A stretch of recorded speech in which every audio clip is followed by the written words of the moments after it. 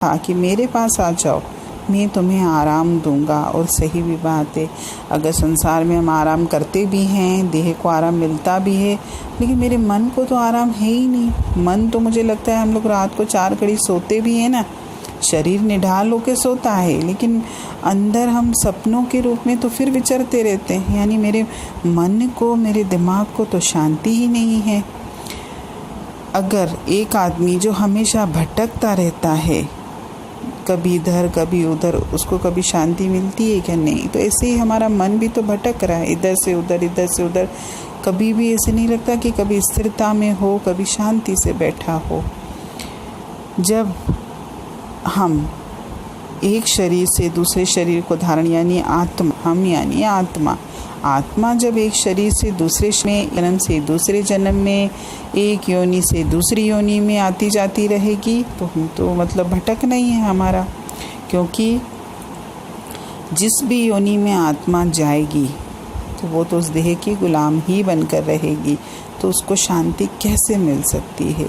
शांति तो हमारी आत्मा को तब मिलेगी जब हम इस जन्म मरण के चक्र से, आत्मा के आवागमन के चक्र से छुटकारा पालेंगे और उस परम पिता में समा जाएंगे। तभी हमको परम शांति का अनुभव होगा। अन्यथा हम तो ऐसे ही जन्म मरण के चक्र में, संसार से आना, संसार से जाना, संसार में आना, संसार से जाना, बस यही करते रहेंगे और हमेशा ही अशांत रहेंगे। और इसमें आज पूरी वाणी में जो भी बातें कही थी बिल्कुल राइट थी कि इस संसार में जिसको जितना भी धन मिल जाए, कितनी भी पद मिल जाए, कितने भी लोग नमन करें, लेकिन हमारे मन में कभी भी शांति नहीं होती। हर व्यक्ति अशांति से भरा हुआ है।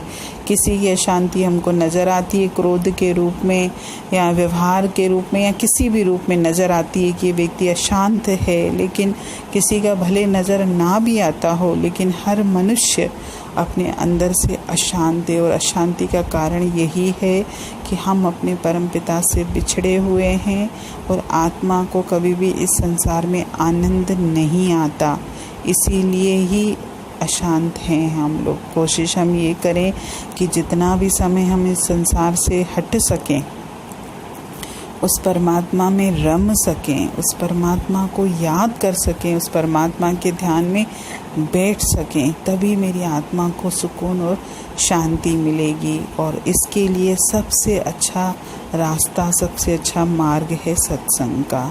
सत्संग के मार्ग पर, वाणी के मार्ग पर चलकर ही मुझे उस परम पिता का रास्ता मिलेगा, मंजिल मिलेगी, और मैं उस रास्ते पर चलते हुए उस मंजिल तक पहुंचूंगा। और उस रास्ते पर चलने से ही मेरे जीवन में आनंद और सुकून आएगा। हरि ओम।